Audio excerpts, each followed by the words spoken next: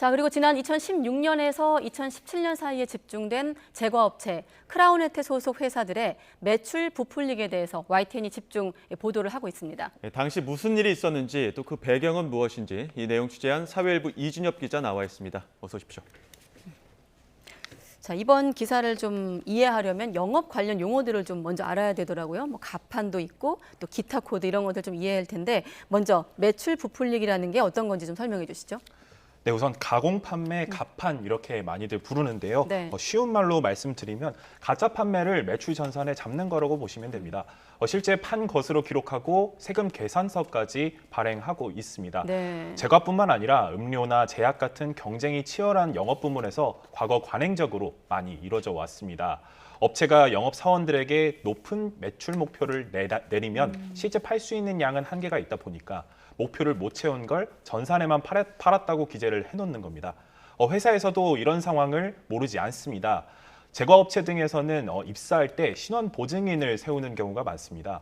퇴사할 때는 미수금 변제 각서를 쓰게 하거나 가판에 대해서는 횡령 인정 각서를 쓰게도 합니다. 매출 목표가 과하면 빚도 따라온다는 사실을 잘 알고 있는 거죠. 예, 그 영업 부문에서 관행적으로 이루어졌다 이렇게 이야기를 해주셨는데 굳이 유독 크라운혜태에서 문제가 된 이유는 뭡니까? 이런 가판이 일반적인 수준이고 종종 있는 수준이라면 문제가 되지 않을 텐데 지금 일부 직원의 일탈을로 보기에는 혜태제과에서는 너무 집중적으로 일어났다는 게 문제입니다. 2016년에서 2017년 사이에 집중적으로 일어났는데 예. 거의 모든 영업소에 이런 가판이 있었던 것으로 YTN 취재 결과 확인됐습니다.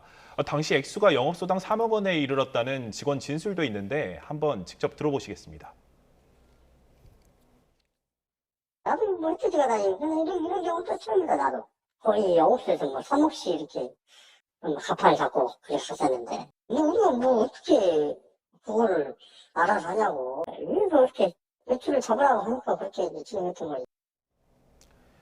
자신이 임의로 한 것이 아니다, 회사에서 용인을 하니까 했던 거다 이런 발언을 하는 것을 보실 수 있는데 네. 실제로 취재진이 여러 직원 진술을 종합해 봤는데 모두 회사에 용인이 있었다고 주장했습니다. 실제로 회사에서는 전산을 보면 정상 거래가 아니라는 것을 어느 정도 알 수 있는 상황인데요. 예를 들어서 평소 700만 원을 팔던 직원이 갑자기 1,500만 원을 팔고 또 특정 과자 제품만 수십 상자, 많게는 수백 상자를 시켰다고 매출이 찍혀 있으니까요. 특히 전산상 매출을 회계를 실제 매출과 언젠가는 맞춰야 하거든요. 혜태를 보면 2017년 중순부터 정리를 시작해서 기존 부풀렸던 매출을 다시 빼는 작업이 2년에서 3년 동안 이루어졌습니다. 이 기간 회사는 매출을 손해 볼 수밖에 없는데 그동안 회사가 양해해주지 않으면 이런 일이 어렵겠죠. 지난해 세무당국이 이 시기에 혜태제과가 매출 세금 계산서를 과다 발급한 걸 적발해서 추징세금을 60억 원 정도 부과했는데요. 60억 원이라는 게 부풀린 액수에 대해서 부과를 하는 게 아니라 부풀렸던 가운데 미처 고쳐놓지 못한 액수에 대한 겁니다. 그러니까 실제 해당 시기에 매출을 부풀린 금액은 훨씬 더 클 수 있는 상황이죠. 네, 지금 이 기자 뒤로도 보이지만 저렇게 박스 속에 있는 과자 이름들 다 우리가 굉장히 익숙하게 먹고 있는 먹거리들 아니겠습니까? 자, 그래서 좀 더 주목하는 뉴스인데 같은 그룹 크라운 제과에서도 가판이 있었다는 거죠. 네, 비슷한 시기에 공교롭게도 이루어졌는데 2016년에서 17년쯤 강한 매출 압박이 있었다고 합니다. 네. 다만 크라운 제과 같은 경우에는 지난해 세무조사에서 추징 세금은 없었기 때문에 앞서 말씀드렸듯이 미처 정정하지 못한 그런 금액은 없었던 것으로 보입니다. 이때 본사가 만든 특정 코드를 이용해서 가판을 집중적으로 잡기도 했고요. 영업소들을 관리하는 지점장에게 영업소장들이 매일 가판 액수가 얼마인지 정리는 얼마나 했는지 보고하기도 했습니다. 직접 상황을 들어보시겠습니다. 날마다 일일 보고를 합니다. 저희들이 소장들이 원래 가판이 얼마였는데 오늘 얼마큼 정리를 했고 얼마 남았습니다. 지점 차원에서도 지금 한동안은 답을 못 구하니까 혜태 조직은 어떻게 하고 있는지 세금 계산서 잘못된 부분에 대해서 어떻게 하고 있는지 또 혜태 영업소에 가판을 얼마나 잡았고 세금 계산서 해결을 어떻게 했는지 이렇게 알아보기도 했는데요. 네. 그만큼 크라운 혜태 소속 제과업체들 사이에 그 시기 가판이 문제였고 또 만연했다는 정황을 구체적으로 보여주는 겁니다. 지금 앞서도 얘기했지만 매출을 부풀리더라도 언젠가는 이렇게 다시 빼는 작업이 필요한 거잖아요. 근데 왜 그렇게까지 부풀린 겁니까? 네, 일단 회사 설명은 당시 매출 목표가 과하게 설정돼서 생긴 일이라는 겁니다. 크라운 제과나 혜태 제과나 한식구이다 보니까 영업소에서 과자를 서로 같이 팝니다. 크라운 영업소득 혜태 제품을 파는 시기인데요. 네. 혜태 허니버터칩이 대박을 터뜨리면서 2015년 매출이 빵 뛰었는데 예. 열풍이 꺾이고 나서도 2016년과 17년 목표를 안 낮춰서 영업 직원들이 일부 비정상적인 방법을 동원했을 뿐이다 이렇게 설명을 하고 있습니다. 그런데 석연찮은 점이 있습니다. 이 비슷한 시기에 2016년 4월에 혜태 제과가 그리고 2017년 3월에는 지주사인 크라운 혜태 홀딩스가 코스피에 상장한 겁니다. 매출 부풀리기가 하필 이 전후 집중적으로 이루어졌습니다. 그래서 전문가들이 상장 전후 주가 관리를 위한 목적일 수 있다고 지적하는 이유인데요. 회계사 진단 한번 들어보시죠. 네. 당시 상장 주관사나 그리고 해당 회사 모두 어떤 주가 부양이라든가 주가를 관리할 그런 유인이 충분히 있었을 테고요. 그와 같은 한 수단으로서 이와 같은 가공의 세금 계산서를 발행하지 않았나 이렇게 생각되어집니다. 다만 어떤 전문가의 경우에는 처음부터 매출을 부풀릴 의도가 있었다기보다는 다음에 실적이 나아질 것으로 보고 잠깐 당겨올 의도가 있었던 거 아니냐 뭐 이런 분석도 했었는데요. 네. 어떻게 됐건 간에 실적 관리를 해야 할 유인은 상장 때문에 있었다는 게 공통된 의견이었습니다. 실제로 크라운에서는 영업 조직을 총괄하는 본사의 시판 영업 부장이 매출을 압박하면서 직접 재상장을 언급했습니다. 당시 영업 직원들에 대한 교육에서도 그런 언급이 수시로 이루어졌다는 증언이 나오는데요. 역시 들어보시겠습니다.